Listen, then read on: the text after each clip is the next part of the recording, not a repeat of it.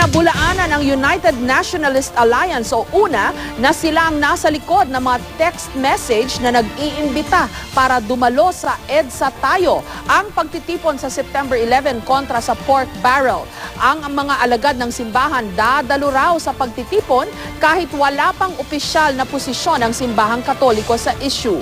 May report si Tina Panganiban Perez.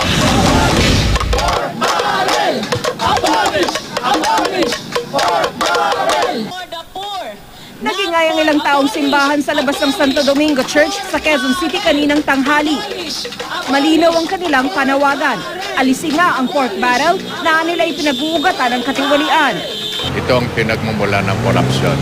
Tapos pangalawa, ang pork barrel, yan ang pera ng bayan. No? Kaya ang tunay na kapakanan ng bayan ay sa nakikita natin takbo ngayon ay hindi naman natatamo.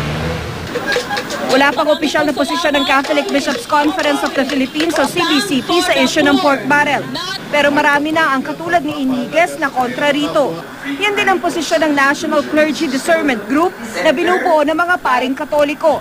Nais din nilang maparusahan ang mga sangkot sa pork barrel scam. We must abolish all forms of pork barrel. And then secondly, yung justice must be done to the fullest. Maging sa Mass for Truth and Integrity na idinaos kanina, pork barrel ang sentro ng dasal at sermon. Sinabay na rin sa misa ang pangangalap ng pirma ng mga pari at pastor para sa isang sulat na nananawagan sa CBCP na maglabas na ng opisyal na posisyon sa pork barrel. Marami sa mga taga-simbahan dadalo raw sa September 11 prayer vigil kontra pork barrel sa EDSA Shrine na inorganisa ng grupong EDSA Tayo.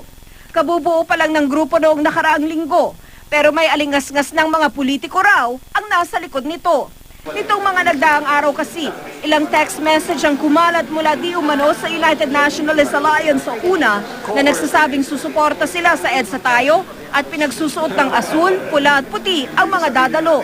Pero sa tweet ni UNA spokesperson Toby Chanco, itinanggi niyang sa kanya nagmula ang mensahe. Wala pong katotohanan yun. Ngayon ko rin lang po narinig yun.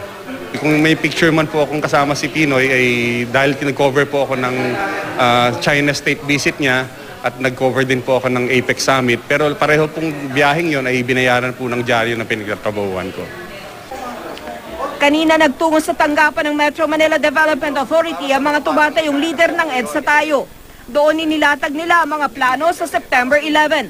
Ayon sa MMDA, kakailanganin daw humingi ng permit ng mga organizer mula sa pamahalaang lungsod ng Mandaluyong at Quezon City.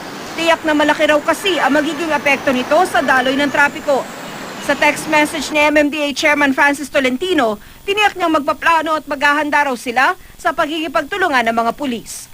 Tina Panganiban Perez, GMA News.